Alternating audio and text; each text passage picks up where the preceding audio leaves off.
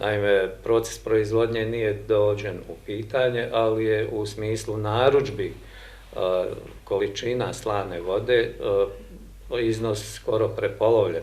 Tako da ovu godinu mi dočekujemo sa poslovnim uspjehom u pozitivi, ali smanjen. Očekivano je bilo oko 1,5 milijuna dobiti, mi ćemo je ostvariti negdje 700-800 hiljada, tako otprilike, još nisu gotovi izvještaji.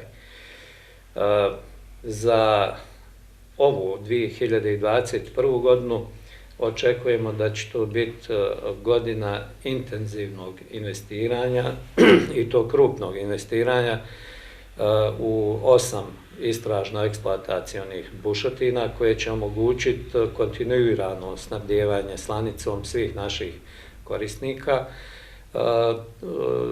To znači da će za predviđene investicije u okviru bušotina od 8 milijuna procijenjene vrijednosti, mi smo uspjeli procesom, konkursom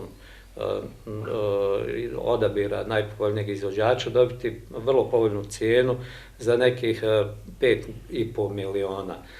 Praktično smo uštedili na investiranju za bušotine oko 2,5 milijuna.